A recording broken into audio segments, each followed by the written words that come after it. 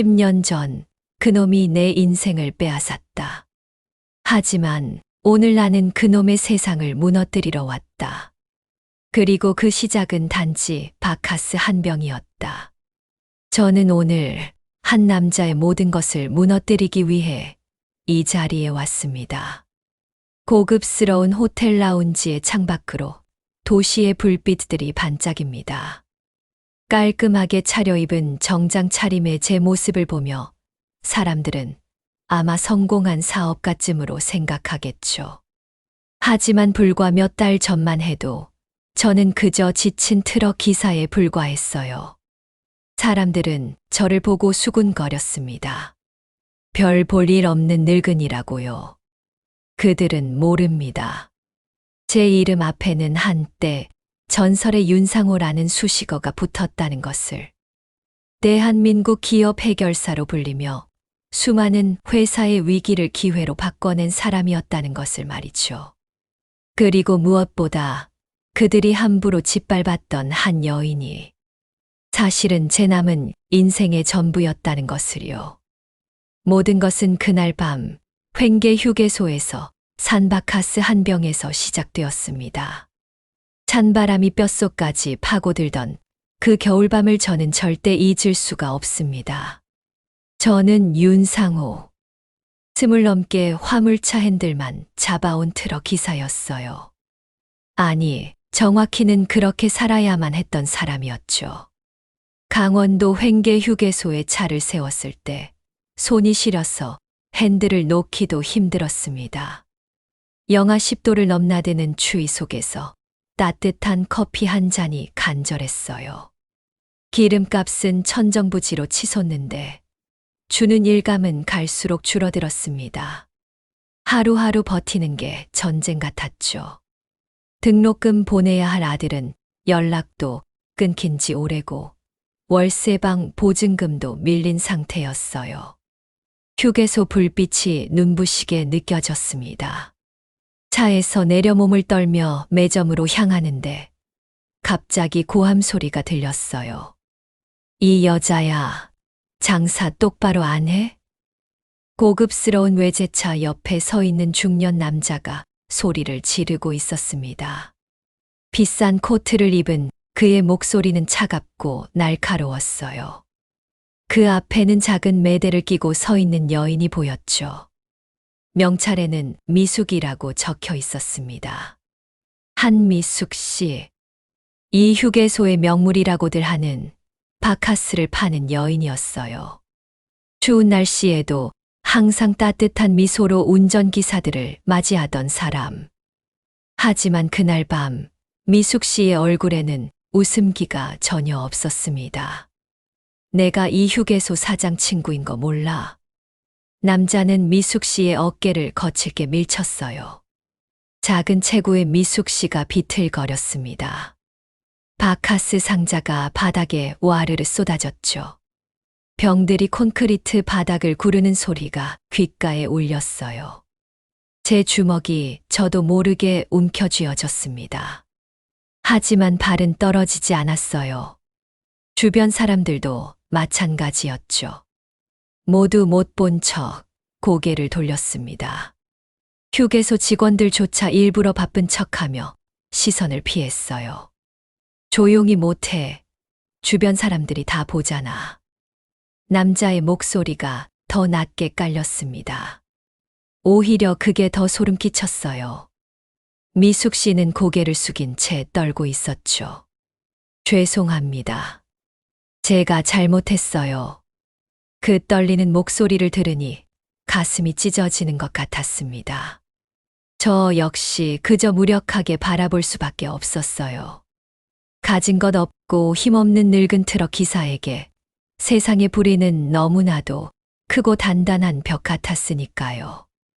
남자는 마지막으로 미숙 씨를 노려보더니 외제차에 올라타 유유히 사라졌습니다.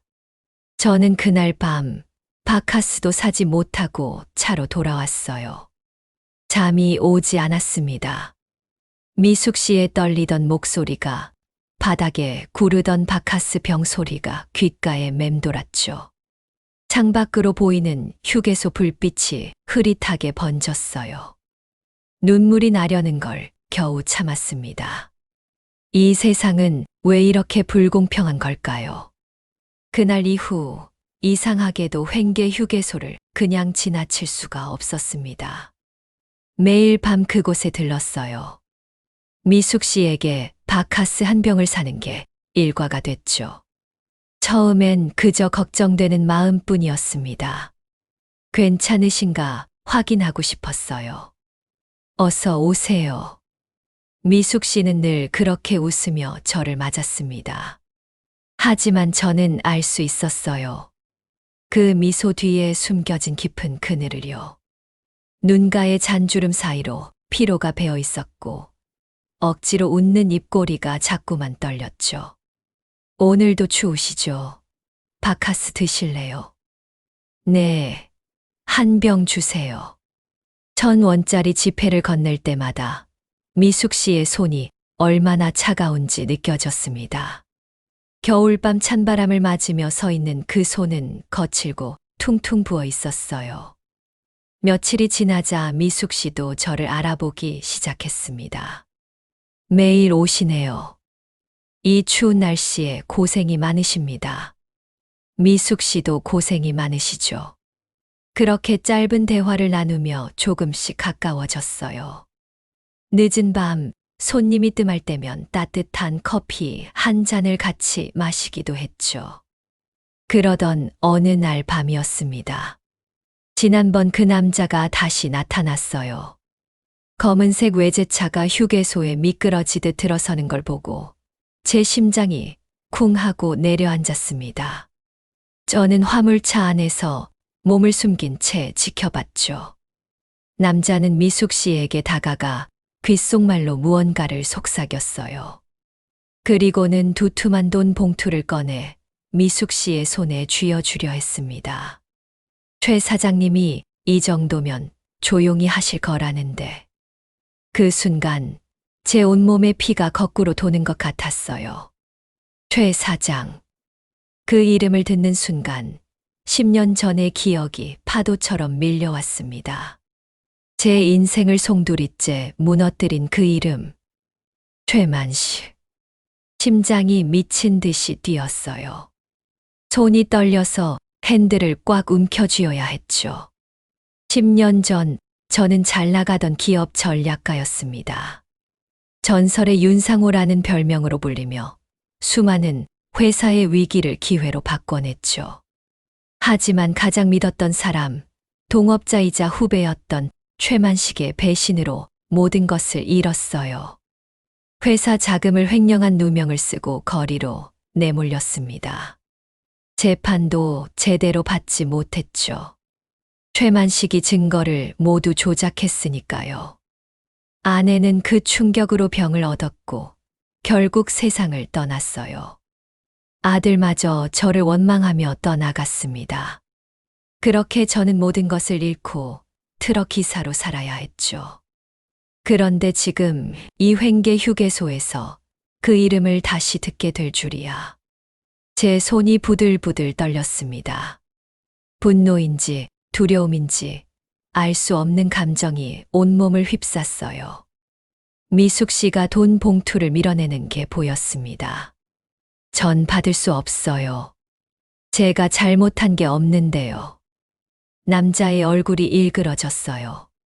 이것도 안 받겠다고. 그럼 어디 끝까지 가보자고. 내 빚 문제 우리가 어떻게든 할 수 있어. 협박이었습니다. 노골적인 협박이었죠. 저는 그제야 깨달았어요. 최만식이 운영하는 거대 물류회사가 이 휴게소의 실소유주라는 것을. 미숙 씨를 괴롭히는 저 남자의 배후에 바로 제 원수 최만식이 있다는 것을요. 이건 단순한 우연이 아니었습니다. 운명이었어요. 10년 만에 찾아온 복수의 기회였죠. 차 안에서 저는 눈을 감았습니다. 과거의 기억들이 주마등처럼 스쳐 지나갔어요. 모든 것을 잃었던 그날의 굴욕, 아내의 마지막 모습, 아들의 원망 어린 눈빛. 그리고 지금 눈앞에서 괴롭힘 당하고 있는 미숙 씨. 제 안에서 무언가가 깨어나기 시작했습니다. 오랫동안 잠들어 있던 전설의 윤상호가 말이죠. 분노가 머리끝까지 치밀어 올랐지만 저는 이성을 되찾으려 애썼습니다. 섣불리 덤벼들었다간 똑같은 패배를 반복할 뿐이에요. 10년 전에 제가 그랬듯이 말이죠. 이번엔 달라야 했습니다. 철저하게 준비해야 했어요. 저는 과거 기업 해결사로 불리던 시절의 감각을 되살리기 시작했습니다. 매일 밤 휴게소에 들렀어요. 바카스를 사는 건 여전했지만 이제는 다른 목적도 있었죠. 주변을 관찰했습니다. 최만식의 수하들이 하는 이야기, 휴게소 직원들의 불만, 납품업체들의 뒷이야기를 조용히 수집했어요. 귀를 열고 입을 닫았습니다. 트럭 기사들 사이에 섞여 있으면 사람들은 경계심 없이 이야기를 쏟아냈어요. 이 휴게소 사장 원래 최만식 회사 사람이래. 완전 꼭두각시지 뭐. 그러게. 납품업체들한테 뒷돈 요구한다던데. 안 주면 계약 끊어버리고. 바카스 파는 그 아줌마 있잖아. 불쌍하더라. 맨날 갑질당하던데. 하나하나 머릿속에 정리했습니다. 그 과정에서 미숙 씨와 자연스럽게 더 가까워졌어요. 늦은 밤 손님이 끊긴 시간이면 함께 커피를 마시며 이야기를 나눴죠. 윤 기사님은 왜 매일 이 추운 밤에 이곳에 오세요? 미숙 씨가 물었습니다. 김이 모락모락 나는 커피잔을 두 손으로 감싸 쥔 채였어요. 글쎄요. 그냥 미숙 씨 보러 오는 것 같습니다. 솔직한 대답이었어요. 미숙 씨의 얼굴이 살짝 붉어졌죠. 저 같은 사람을요? 미숙 씨는 강한 사람이에요. 이 추운 밤에도 웃음을 잃지 않으시잖아요. 미숙 씨가 쓸쓸하게 웃었습니다. 웃어야 살 수 있으니까요. 안 웃으면 무너질 것 같아서요. 그날 밤 미숙 씨는 처음으로 자신의 이야기를 털어놓았어요. 남편이 10년 전 사업을 하다가 사기를 당해 억대의 빚을 졌다고 했습니다. 그 빚을 갚지 못해 남편은 스스로 목숨을 끊었고요. 남겨진 빚은 고스란히 미숙 씨에게 넘어왔죠. 빚쟁이들이 매일 찾아왔어요. 밤낮 없이 전화가 오고 집 앞에서 기다리고 견딜 수가 없었죠. 미숙 씨의 목소리가 떨렸습니다. 그때 이 휴게소 일자리를 소개받았어요. 빚을 대신 정리해 주겠다고 했죠. 하지만 알고 보니 그 빚을 만든 사람도 빚을 정리해 준다는 사람도 같은 회사였어요. 최만식 물류. 저는 그들의 올가미에 걸린 거였죠. 제 주먹이 절로 움켜쥐어졌습니다. 최만식. 그 이름이 또다시 나왔어요. 미숙 씨의 남편을 죽음으로 몰고 간 것도, 미숙 씨를 이렇게 괴롭히는 것도 모두 최만식이었던 거죠. 그 사람들은 저를 놔주지 않을 거예요. 빚을 빌미로 계속 협박하고 돈을 뜯어내려고 하죠. 미숙 씨의 눈에 눈물이 고였습니다. 가끔은 그냥 다 포기하고 싶어요. 남편처럼. 안 돼요. 제가 미숙 씨의 손을 꽉 잡았습니다. 차가운 손이었어요. 미숙 씨가 놀란 눈으로 저를 봤죠. 절대 그런 생각하시면 안 됩니다. 미숙 씨는 아무 잘못이 없어요. 하지만 제가 도와드리겠습니다. 그 말이 입 밖으로 나오는 순간 저 자신도 놀랐어요. 하지만 후회는 없었습니다. 오히려 마음속 깊은 곳에서 뜨거운 무언가가 타오르기 시작했죠. 이건 더 이상 제 혼자만의 복수가 아니었어요. 미숙 씨를 지키고 싶었습니다. 그 따뜻한 미소를, 강인한 모습을 지켜주고 싶었어요. 그리고 최만식에게 제대로 된 대가를 치르게 하고 싶었죠. 미숙 씨의 눈물 속에서 저는 깨달았습니다. 이건 우리가 함께 싸워야 할 전쟁이라는 것을요. 그날 밤, 저는 미숙 씨의 손을 잡고 약속했습니다. 미숙 씨, 제가 반드시 당신의 억울함을 풀어드리겠습니다. 제 모든 것을 걸고요. 미숙 씨가 고개를 들어 저를 봤어요. 눈물로 젖은 그 눈빛에는 처음으로 희망이라는 빛이 깃들어 있었습니다. 제가 휴게소 주변을 맴도는 것을 최만식도 눈치챈 모양이었습니다. 어느 날부터 휴게소 기사들 사이에서 이상한 소문이 돌기 시작했어요. 저 윤 기사, 바카스 파는 여자한테 홀려서 재산 탕진한다던데. 그 여자 웃음 팔아서 남자들 등쳐먹는 꽃뱀이라던데. 나이 먹고 철없이 왜 저래? 창피한 줄도 모르나. 휴게소 화장실에서 소변을 보고 있는데 밖에서 들리는 이야기였습니다. 제 얘기를 하고 있다는 걸 알면서도 저는 차마 밖으로 나갈 수가 없었어요. 소문은 삽시간에 퍼져나갔습니다. 동료 기사들이 저를 보는 눈빛이 달라졌어요. 비웃음이 가득한 시선, 경멸하는 표정. 누군가는 대놓고 수군거렸죠. 에이, 저 나이에 사랑 타령이래. 불쌍한 건지, 한심한 건지. 더 견디기 힘든 건 미숙 씨였습니다. 사람들이 미숙 씨를 손가락질하기 시작했어요. 바카스를 사러 오는 손님들도 줄었죠. 어떤 사람은 대놓고 모욕을 주기도 했습니다. 아직도 여기 있어? 창피한 줄 알아야지. 남자들 꼬시는 재주는 있나 보네. 미숙 씨는 아무 말도 하지 않았어요. 그저 고개를 숙인 채 묵묵히 견뎠죠. 하지만 저는 알 수 있었습니다. 그 얼마나 아픈지를요. 어느 날 밤 미숙 씨가 제게 말했어요. 윤 기사님, 이제 그만 오세요. 무슨 말씀이세요? 윤 기사님까지 저 때문에 피해 보실 필요 없어요. 소문 때문에 일도 못 구하신다면서요. 사실이었습니다. 몇몇 회사에서 일감을 끊어버렸어요. 문제 있는 기사라는 소문이 돌았거든요. 괜찮습니다. 그까짓 소문쯤이야. 하지만 미숙 씨, 저는 포기 안 합니다. 약속했잖아요. 미숙 씨의 눈에 다시 눈물이 맺혔습니다. 그런데 그때였어요. 검은색 승용차 2대가 휴게소 주차장으로 들어왔습니다. 밤 11시가 넘은 시각이었죠. 차에서 내린 건 정장을 입은 남자 넷이었어요. 그들은 곧장 제 화물차를 향해 걸어왔습니다. 심장이 쿵쾅거렸어요. 본능적으로 위험을 감지했죠. 윤상호 씨 맞습니까? 가운데 선 남자가 물었습니다.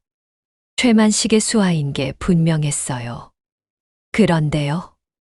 최 사장님께서 전화라고 하셨습니다. 쓸데없는 짓 그만하고 조용히 사시라고요. 쓸데없는 짓이라니 무슨 말씀이신지. 남자가 비웃었습니다. 시침이 떼지 마세요.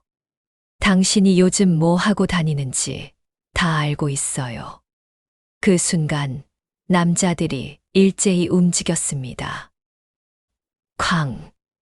제 화물차 유리창이 깨졌어요. 누군가 쇠파이프로 내리친 거였죠. 뭐 하는 짓이야. 제가 소리쳤지만 소용없었습니다. 그들은 거침없이 차를 부수기 시작했어요. 사이드 미러가 부러졌고 타이어에 칼칠을 했죠. 그만해, 제발.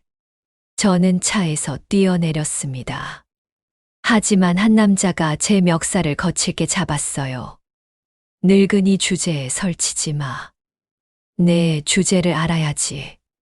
멱살을 잡은 손이 거칠게 저를 밀쳤습니다.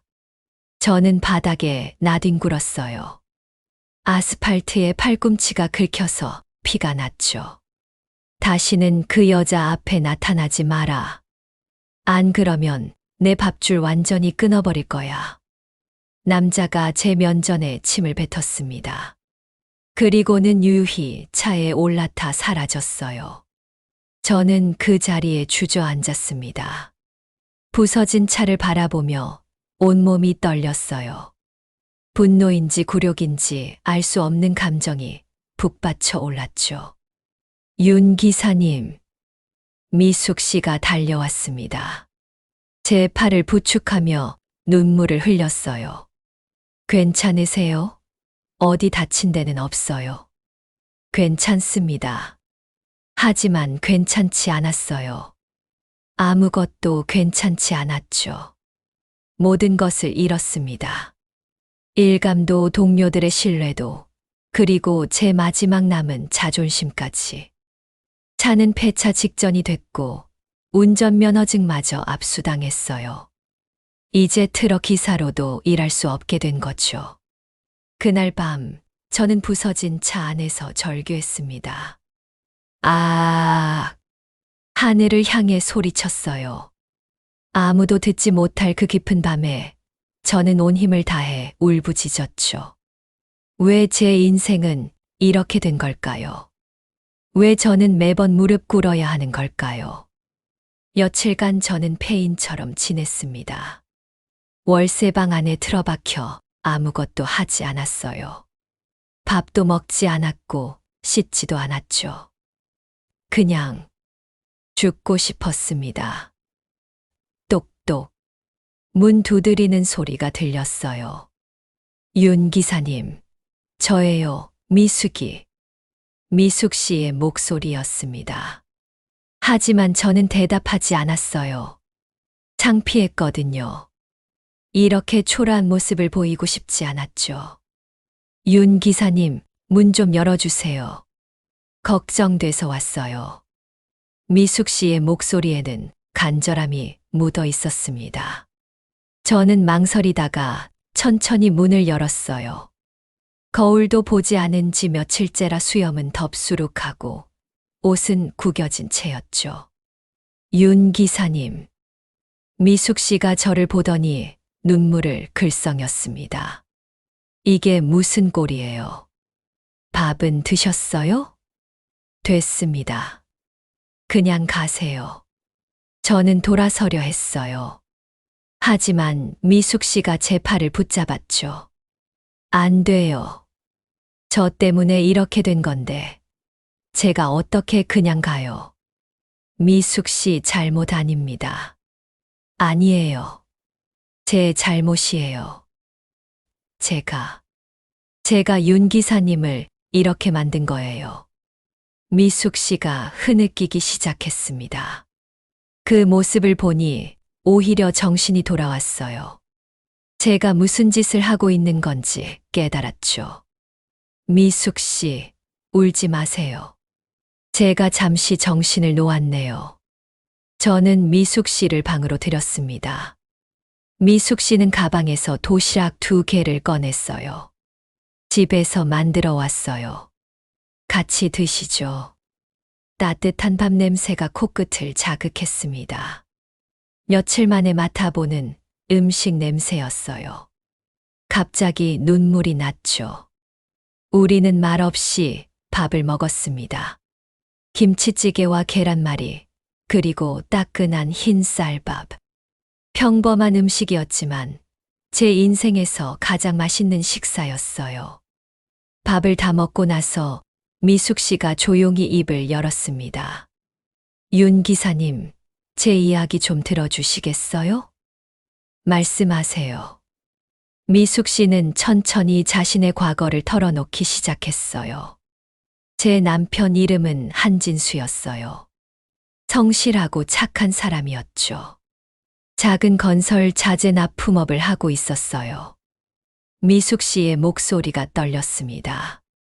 10년 전 큰 계약 건이 들어왔대요.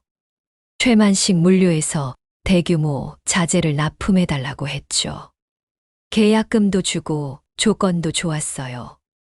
하지만 그게 다 함정이었어요. 남편은 은행에서 억대의 돈을 빌렸어요. 자재를 준비하고 인력을 고용했죠. 그런데 납품 직전에 최만식이 계약을 파기했어요. 미숙 씨의 주먹이 떨렸습니다. 이유도 말도 안 됐어요. 자재 품질이 기준 미달이라고요. 하지만 검사도 제대로 하지 않았어요. 그냥 처음부터 우리를 속일 생각이었던 거예요.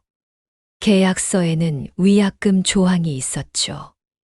남편은 준비한 자재값과 위약금을 물어야 했어요. 15억이 넘는 돈이었습니다. 저는 주먹을 꽉 쥐었습니다. 남편은 미쳐버렸어요. 매일 술을 마시고 빚쟁이들한테 쫓겨 다녔죠. 집도 빼앗기고 가게도 빼앗겼어요. 미숙 씨가 눈물을 닦았습니다. 그러던 어느 날 남편이 회사 창고에서 목을 맸어요. 미숙 씨, 유서에는 이렇게 적혀 있었어요. 미안해. 내가 무능해서 이렇게 됐어. 당신만이라도 잘 살아줘. 미숙 씨가 울먹이며 말을 이었습니다. 하지만 어떻게 잘 살아요? 남편이 남긴 빚이 고스란히 제게 넘어왔는데요. 그때 최만식 회사에서 연락이 왔어요. 빚을 정리해 주겠다고요. 대신 이 휴게소에서 일하라고 했죠. 처음엔 감사했어요. 빚에서 벗어날 수 있다고 생각했으니까요. 하지만 미숙 씨의 목소리가 더욱 낮아졌습니다. 알고 보니 빚은 정리된 게 아니었어요. 그냥 최만식 회사 명의로 바뀐 거였죠. 그들은 빚을 빌미로 저를 계속 협박했어요. 월급의 절반을 빚 갚는다고 가져갔고 나머지로는 겨우 생활만 할 수 있었어요. 그것도 모자라 온갖 심부름을 시켰죠. 그리고 더 끔찍한 일도 요구했어요. 미숙 씨가 고개를 떨구었습니다. 최만식의 거래처 사람들 접대를 하라고요. 술자리에 나가고 웃어주고. 때로는 더 이상 말을 잇지 못했습니다. 저는 미숙 씨의 떨리는 어깨를 봤어요. 얼마나 힘들었을까요? 얼마나 치욕스러웠을까요? 그만하셨어도 됩니다. 제가 조용히 말했습니다. 윤 기사님, 저는 더러운 여자예요. 사람들 말이 맞아요. 저는 꽃뱀이고 남자들한테 웃음 팔아서. 아닙니다. 제가 미숙 씨의 손을 꽉 잡았어요. 미숙 씨는 피해자입니다. 아무 잘못도 없어요. 나쁜 건 최만식이에요. 그 파렴치한 놈이죠. 미숙 씨가 고개를 들어 저를 봤습니다. 눈물로 범벅이 된 얼굴이었어요. 정말 그렇게 생각하세요? 당연하죠. 미숙 씨는 강하고 아름다운 사람입니다. 저는 미숙 씨의 눈을 똑바로 바라봤어요. 그리고 이제는 제가 미숙 씨를 지켜드리겠습니다. 약속합니다. 미숙 씨가 와락 제 품에 안겼습니다. 고마워요. 정말 고마워요. 우리는 그렇게 한참을 안고 울었어요. 서로의 상처를, 서로의 아픔을 나누며 밤새 눈물을 흘렸죠. 그날 밤 저는 깨달았습니다. 이건 더 이상 저 혼자만의 복수가 아니라는 것을요.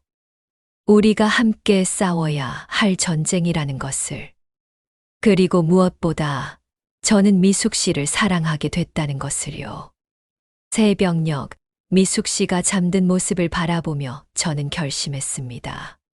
반드시 최만식을 무너뜨리겠다고요. 미숙 씨의 억울함을, 그리고 제 모든 것을 걸고 말이죠. 다음 날 아침, 저는 오랜만에 거울을 봤습니다.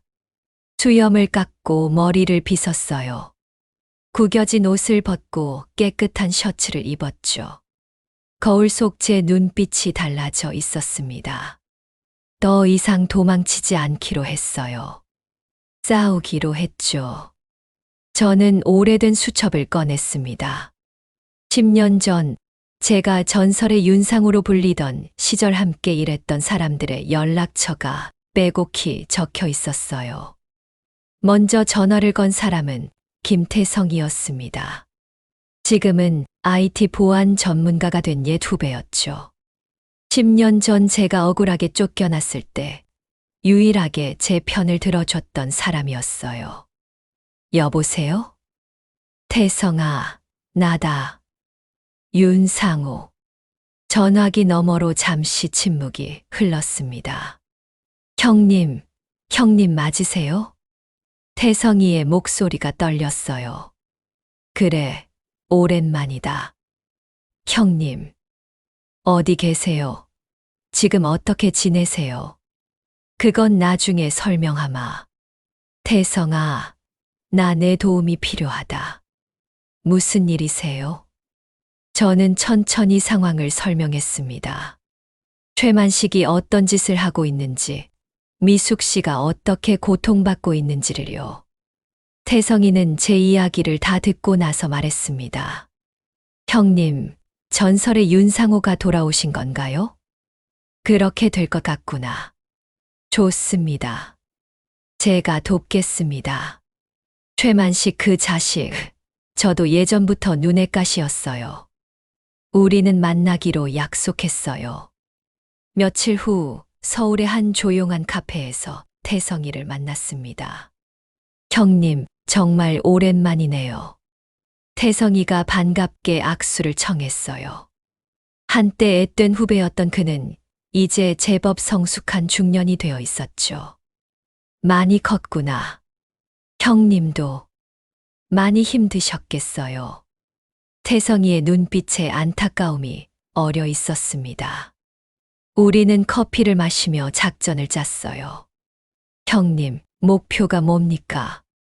최만식을 완전히 무너뜨리는 거다. 법의 심판을 받게 해야 해. 그러려면 확실한 증거가 필요하겠네요. 맞아. 최만식이 휴게소 운영을 통해 벌이는 비자금 조성, 탈세, 납품업체 갑질. 이 모든 증거를 확보해야 한다. 태성이가 고개를 끄덕였습니다. 제가 최만식 회사 서버를 한번 들여다볼게요. 요즘 사이버 보안이 강화됐지만 제 실력이면 가능할 겁니다. 위험하지 않겠나? 괜찮습니다. 흔적 안 남기고 들어갈 수 있어요. 저는 태성이의 손을 꽉 잡았습니다. 고맙다. 정말 고맙구나. 형님, 예전에 형님께서 저를 얼마나 많이 도와주셨는데요. 이제 제가 은혜를 갚을 때입니다. 그날부터 본격적인 작전이 시작됐어요. 낮에는 휴게소 주변을 돌며 정보를 수집했습니다. 트럭 기사로 일하며 쌓아둔 인맥을 총동원했죠. 윤 기사님, 이거 아세요? 최만식 물류, 납품업체들한테 뒷돈 받는다던데요. 진짜요? 증거라도 있나요? 제 친구가 그 회사 납품업체에서 일하는데 매달 리베이트 주라고 압박받는데요. 하나하나 정보가 모였습니다. 휴게소 직원들의 불만도 수집했어요. 사장이 월급을 제대로 안 줘요. 맨날 핑계 대면서 깎고. 근무 시간도 엄청 길잖아요. 노동법 위반 아닌가요? 신고하면 바로 잘려요. 다들 무서워서 참고 있는 거죠. 모든 걸 기록했습니다. 밤에는 태성이와 함께 작업했어요. 태성이는 최만식 회사의 서버를 조금씩 파고들었습니다. 방화벽을 우회하고 보안 시스템을 뚫으며 내부 자료에 접근했죠. 형님, 찾았습니다. 태성이의 목소리에 흥분이 섞여 있었어요. 뭘 찾았는데? 회계 장부입니다. 이중 장부예요. 실제 매출과 신고한 매출이 완전히 달라요. 컴퓨터 화면을 보니 수백억 원대의 탈세 정황이 고스란히 드러나 있었습니다. 이것만으로도 세무조사 들어가면 끝장이네요. 더 파보자. 비자금 조성 증거도 있을 거다. 태성이는 며칠 밤을 새워가며 자료를 뽑아냈어요. 최만식이 수년간 저질러온 모든 비리의 증거였습니다.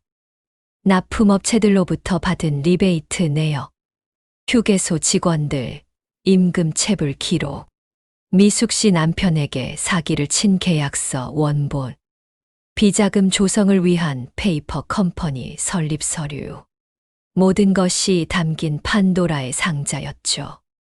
형님, 이 정도면 충분합니다. 최만식은 끝났어요.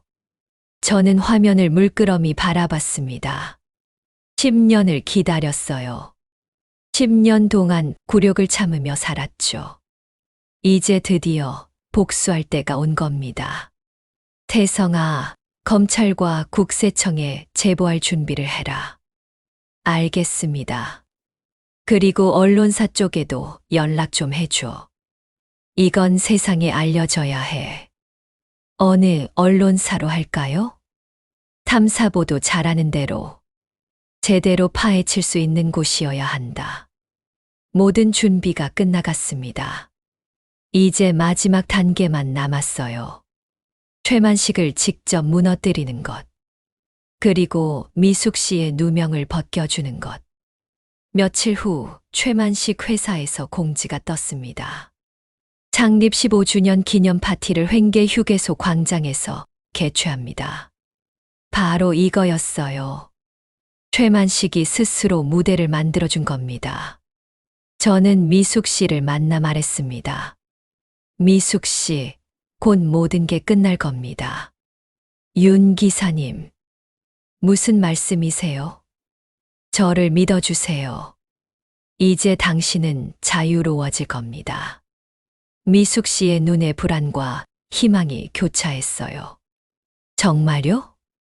약속합니다. 저는 미숙 씨의 손을 꽉 잡았습니다. 반격의 시간이 다가오고 있었습니다. 창립 기념 파티 당일이었습니다. 횡계 휴게소 광장에는 화려한 무대가 설치됐어요. 대형 스크린과 음향시설, 그리고 수백 명의 하객들이 모여들었죠. 지역 유지들, 언론사 기자들, 거래처 사람들까지. 최만식은 무대 한가운데서 득이양양한 표정으로 서 있었습니다. 오늘 이 자리에 와주신 모든 분께 감사드립니다. 최만식 물류가 창립 15주년을 맞이했습니다. 사람들의 박수가 터져 나왔어요. 저는 멀리서 그 모습을 지켜봤습니다. 깔끔한 명품 정장을 입고 머리를 단정하게 빗어 넘긴 모습이었죠. 꾀죄죄한 트럭 기사가 아니었어요. 10년 전 전설의 윤상호의 모습으로 돌아온 겁니다. 태성이가 옆에서 노트북을 켰습니다. 형님, 준비됐습니다. 좋아. 시작하자. 저는 천천히 무대 쪽으로 걸어갔어요. 사람들이 저를 보며 수군거리기 시작했습니다. 저 사람 누구야? 트럭 기사 아니었어. 왜 저렇게 차려입고? 최만식도 저를 봤어요. 순간 얼굴이 굳어지는 게 보였죠. 저는 단상으로 올라갔습니다. 경호원들이 막으려 했지만 저는 이미 마이크를 잡았어요. 여러분, 잠시 제 이야기 좀 들어주시겠습니까? 장내가 술렁이기 시작했습니다. 최만식이 소리쳤어요. 당신 누구요? 여기가 어딘 줄 알고. 저요? 제 이름은 윤상우입니다. 최 사장님, 저를 기억하시나요? 최만식의 얼굴이 창백해졌습니다. 윤상호? 맞습니다. 10년 전 당신이 배신하고 거리로 내몬 그 윤상호요. 장내가 웅성거렸어요. 저는 무대 뒤 대형 스크린을 가리켰습니다. 여러분, 지금부터 진실을 보여드리겠습니다. 태성이가 준비한 자료들이 화면에 떴어요. 첫 번째는 이중장부였습니다. 최만식 물류는 수년간 수백억 원대의 매출을 숨기고 탈세를 해왔습니다. 여기 증거가 있습니다. 화면에 숫자들이 빼곡히 나타났죠. 사람들이 숨을 죽이며 화면을 봤어요. 거짓말이야. 조작된 자료야. 최만식이 소리쳤지만 저는 계속했습니다. 두 번째, 납품업체 갑질입니다. 화면에 리베이트 내역이 떴어요. 수십 개 업체로부터 받은 뒷돈 목록이었죠. 최만식은 납품업체들을 협박하며 리베이트를 요구했습니다. 거부하면 계약을 파기했고요. 그리고 세 번째, 저는 미숙 씨를 바라봤습니다. 인파 속에서 떨고 있는 미숙 씨가 보였어요. 10년 전 한진수라는 사람이 있었습니다. 성실한 사업가였죠. 그런데 최만식은 그를 함정에 빠뜨렸습니다. 화면에 계약서가 나타났어요. 허위 계약으로 한진수 씨를 파산시키고 결국 그를 죽음으로 내몰았습니다. 그리고 남겨진 부인을. 제 목소리가 떨렸습니다. 빚을 빌미로 협박하며 10년간 괴롭혀왔습니다. 미숙 씨의 이름과 사진이 화면에 떴어요. 사람들이 놀란 표정으로 미숙 씨를 쳐다봤죠. 그 여인은 아무 잘못도 없습니다. 피해자일 뿐이에요. 하지만 최만식은 그녀를 꽃뱀으로 몰아 모욕했습니다. 최만식이 무대로 뛰어올랐어요.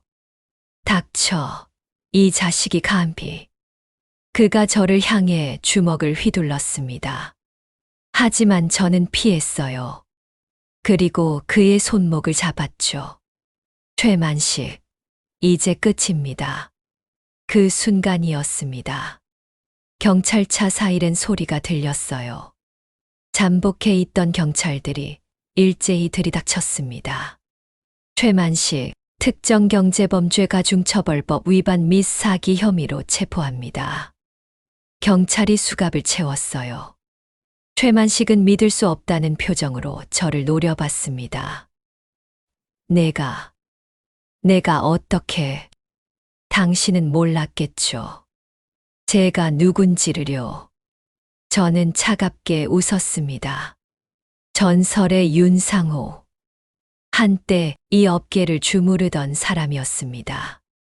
당신이 배신만 안 했어도 당신도 성공할 수 있었을 텐데요. 10년을 기다렸습니다. 복수의 칼을 갈았죠. 그리고 오늘 당신을 완전히 무너뜨렸습니다. 최만식의 얼굴이 클빛으로 변했어요. 이럴 수가. 경찰이 최만식을 끌고 갔습니다. 저는 무대에서 내려와 미숙 씨에게 걸어갔어요. 사람들이 길을 터주었죠. 미숙 씨는 눈물을 흘리며 서 있었습니다. 미숙 씨, 제가 그녀의 손을 잡았어요. 이제 자유입니다. 당신은 아무 잘못도 없어요. 윤 기사님. 미숙 씨가 제 품에 안겼습니다. 고마워요. 정말 고마워요. 사람들이 박수를 치기 시작했어요. 처음엔 작은 박수였지만 점점 커졌죠. 휴게소 직원들, 납품업체 사람들, 심지어 언론사 기자들까지 모두가 우리를 향해 박수를 보냈습니다. 정의가 승리한 순간이었어요. 최만식은 법의 심판을 받았습니다. 탈세, 사기, 횡령, 갑질. 모든 죄목이 인정됐어요. 징역 10년형이 선고됐죠. 최만식 물류는 무너졌습니다. 회사는 해체됐고 피해를 입은 납품업체들에게 배상금이 지급됐어요. 횡계 휴게소는 새로운 주인을 맞았죠. 정직하게 운영하는 협동조합 형태로 바뀌었습니다. 미숙 씨의 빚도 모두 사라졌어요. 법원은 최만식이 만든 빚이 사기에 의한 것이라고 판결했습니다. 미숙 씨는 더 이상 빚에 시달리지 않아도 됐죠. 휴게소 사람들이 미숙 씨에게 찾아왔습니다. 미숙 씨, 정말 죄송했어요. 우리가 오해했어요. 소문만 믿고 손가락질했던 거 용서해 주세요. 미숙 씨는 환하게 웃으며 말했어요. 괜찮아요. 다들 몰라서 그랬던 거잖아요. 그 미소를 보니 가슴이 따뜻해졌습니다. 저에게도 변화가 찾아왔어요. 옛 명성이 되살아났습니다. 수많은 회사에서 스카우트 제의가 쏟아졌죠. 윤상호 대표님, 저희 회사 구조조정 좀 도와주십시오. 윤 대표님, 컨설팅 계약 체결하고 싶습니다. 하지만 저는 모두 거절했어요. 죄송합니다. 저는 이제 다른 일을 하려고 합니다. 돈도 명예도 중요하지 않았습니다. 제게 더 소중한 것이 생겼으니까요. 어느 봄날이었습니다. 횡계 휴게소 한편의 작은 가게가 문을 열었어요. 상호와 미숙인의 진심 국밥. 간판은 소박했지만 따뜻한 느낌이 물씬 풍겼죠. 미숙 씨와 제가 함께 만든 국밥집이었습니다. 윤 기사님, 아니 이제 상호 씨. 간판 어때요? 미숙 씨가 환하게 웃으며 물었어요. 완벽합니다. 우리 이름이 나란히 있으니 더 좋네요. 호호, 그러게요. 가게 안은 아담했어요. 테이블 6개가 전부였죠. 하지만 깨끗하고 정갈했습니다. 주방에서는 사골 국물이 푹푹 끓고 있었어요. 구수한 냄새가 가게 안을 가득 채웠죠. 자, 첫 손님 오신다. 화물차 한 대가 주차장에 섰습니다. 지친 얼굴에 트럭 기사가 내렸어요. 어서 오세요. 미숙 씨가 반갑게 맞았습니다. 국밥 한 그릇 주세요. 네, 금방 나옵니다. 저는 주방으로 들어가 국밥을 담았어요. 뜨끈한 국물에 밥을 말고 고기를 듬뿍 얹었죠. 김치와 깍두기도 곁들였습니다. 여기 국밥 나왔습니다. 기사분이 한술 뜨더니 눈이 휘둥그레졌어요. 와, 진짜 맛있네요. 이렇게 푸짐한 국밥은 처음이에요. 맛있게 드세요. 천천히 드셔도 돼요. 기사분이 국밥을 다 비우고 일어서며 말했어요. 잘 먹었습니다. 다음에 또 올게요. 여기 진짜 좋네요. 고맙습니다. 조심히 가세요. 첫 손님이 만족하며 떠나는 모습을 보니 뿌듯했습니다. 저녁 무렵 가게 문을 닫고 미숙 씨와 함께 앉았어요. 창밖으로 석양이 지고 있었습니다. 주황빛 하늘이 아름다웠죠. 상호 씨. 네. 행복해요. 미숙 씨가 제 손을 잡았습니다. 이렇게 평범한 일상이 이렇게 소중할 줄 몰랐어요. 저도 미숙 씨의 손을 꽉 잡았어요. 저도요. 미숙 씨와 함께라서 더 행복합니다. 우리 이렇게 계속 함께하는 거죠. 당연하죠. 평생 함께 할 겁니다. 미숙 씨의 눈가에 눈물이 맺혔어요. 하지만 슬픈 눈물이 아니었습니다. 행복의 눈물이었죠. 고마워요, 상호 씨. 저를 구해줘서. 아니에요. 저야말로 미숙 씨가 저를 구해줬어요.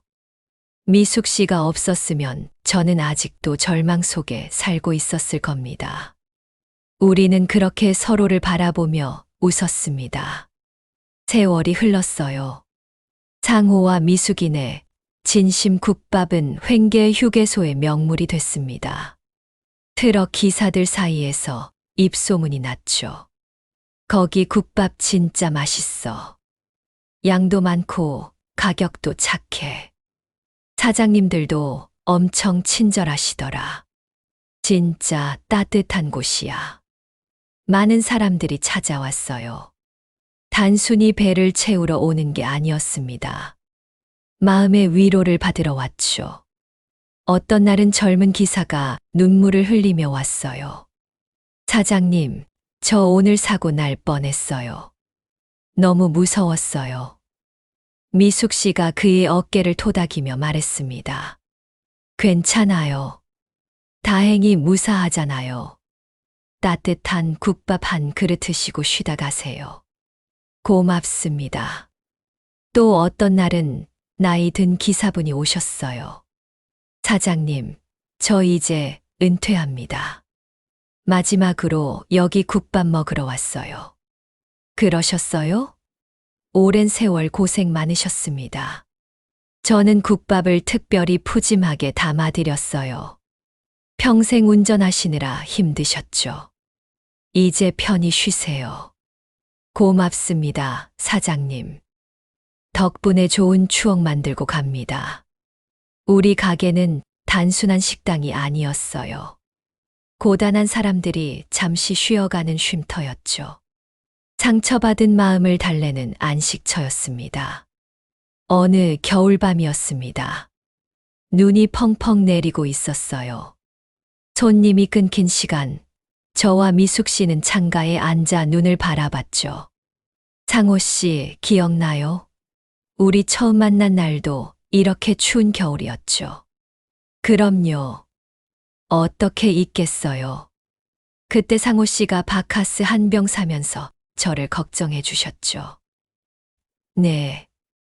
그때부터 미숙 씨가 마음에 들었나 봐요. 미숙 씨가 수줍게 웃었습니다. 바카스 한 병의 인연이 이렇게 될 줄 누가 알았겠어요. 정말 그래요. 그 작은 인연이 우리 인생을 바꿨네요.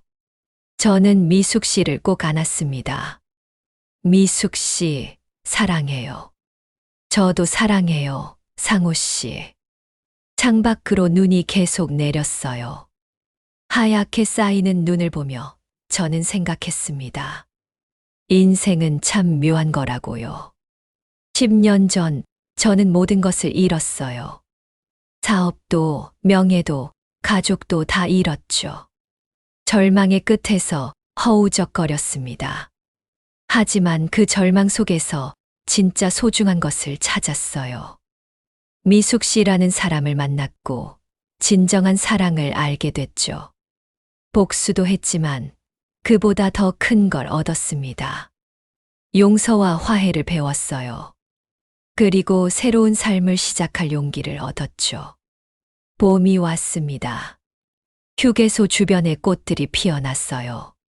개나리, 진달래, 벚꽃이 만발했죠.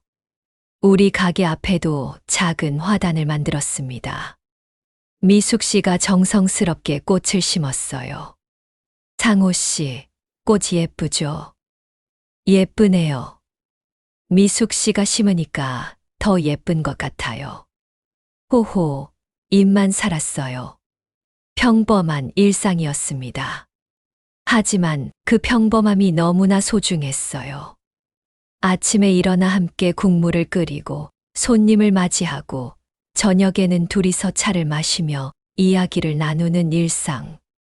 10년 전에는 상상도 못했던 삶이었죠. 어느 날 아들에게서 연락이 왔습니다. 10년 만의 연락이었어요. 아버지, 저예요. 전화기 너머로 들리는 목소리에 가슴이 뭉클했습니다. 그래, 잘 지냈니? 아버지, 죄송해요. 그동안 연락도 안 하고. 괜찮다. 내가 행복하게 살고 있으면 됐어. 뉴스에서 봤어요. 아버지가 억울했다는 거. 제가 오해했어요. 미안해요, 아버지. 눈물이 났습니다. 아니다. 내 잘못이 아니야. 아버지, 한 번 뵈러 가도 될까요? 그럼 언제든지 와라. 아버지가 국밥 끓여줄게. 며칠 후 아들이 찾아왔어요. 어느새 훌쩍 자란 아들의 모습에 감회가 새로웠습니다. 아버지, 그래, 잘 왔다. 아들을 꽉 안았습니다. 얼마나 보고 싶었는지 몰라요. 아버지, 정말 죄송했어요. 됐다. 이제 다 지난 일이야. 미숙 씨가 따뜻하게 아들을 맞아주었어요. 어머니. 아니, 미숙 이모님. 편하게 이모라고 불러. 자, 앉아. 국밥 줄게. 우리 셋은 함께 국밥을 먹었습니다. 가족이 함께하는 따뜻한 식사였죠. 아들이 말했어요. 아버지, 저도 이제 제대로 된 일 구했어요. 회사 다니고 있어요. 그래? 잘 됐구나. 나중에 결혼하면 아버지한테 소개시켜 드릴게요. 그래, 기다릴게. 좋은 사람 만나라. 아들이 떠난 후 미숙 씨가 말했어요. 상호 씨, 아드님 착하시네요. 네. 이제 오해도 풀렸으니 자주 볼 수 있을 것 같아요. 다행이에요. 가족이 화해하는 게 제일 중요하죠. 모든 게 제자리를 찾아가고 있었습니다. 해가 지고 별이 떴습니다. 횡계의 휴게소의 밤은 여전히 고요했어요. 저와 미숙 씨는 가게 앞 벤치에 나란히 앉았습니다. 상호 씨. 네. 우리 참 멀리 왔네요. 그러게요. 정말 멀리 왔어요. 미숙 씨가 제 어깨에 머리를 기댔습니다. 힘들었던 시간도 있었지만 후회는 없어요. 저도요. 모든 순간이 우리를 여기까지 이끌었으니까요. 상호 씨, 앞으로도 계속 함께 해줄 거죠? 당연하죠. 평생 함께 할 겁니다. 밤하늘에 별이 쏟아질 듯 빛났습니다. 그 별빛 아래에서 저는 깨달았어요. 인생에서 가장 따뜻한 사랑은 가장 쓸쓸한 곳에서 피어난다는 것을요. 저와 미숙 씨의 이야기가 바로 그랬습니다. 찬바람 불던 휴게소에서 시작된 인연. 바카스 한 병으로 맺어진 작은 인연이 서로의 상처를 보듬고 치유하며 마침내 진정한 사랑으로 꽃피웠죠. 우리는 함께 불의에 맞섰고 함께 승리했습니다. 그리고 이제 함께 새로운 삶을 살아가고 있어요. 상호와 미숙인의 진심 국밥. 이 작은 가게는 단순한 식당이 아닙니다. 우리의 사랑이 담긴 곳이에요. 우리의 꿈이 이루어진 곳이죠. 그리고 많은 사람들에게 따뜻함을 나눠주는 곳입니다. 고단한 트럭 기사들이 잠시 쉬어가고 지친 여행자들이 위로받는 곳. 우리가 만들어가는 작은 천국이에요. 미숙 씨의 따뜻한 손을 잡으며 저는 생각했습니다. 이보다 더 행복할 수 있을까요? 이보다 더 완벽한 삶이 있을까요? 없습니다.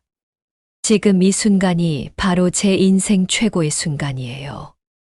바카스 한 병의 인연으로 시작된 이야기. 그 작은 인연이 만들어낸 기적. 그것이 바로 우리의 이야기입니다. 저는 오늘도 미숙 씨와 함께 가게 문을 엽니다. 어서 오세요. 상호와 미숙인의 진심 국밥입니다. 따뜻한 국물이 푹푹 끓고 미숙 씨의 웃음소리가 가게를 가득 채웁니다. 이것이 제 인생입니다. 바카스 한 병으로 시작된 저의 역전 인생이에요. 그리고 이 이야기는 아직 끝나지 않았습니다. 우리의 사랑은 계속되고 있으니까요. 매일매일 새로운 이야기를 써 내려가고 있습니다. 함께 영원히.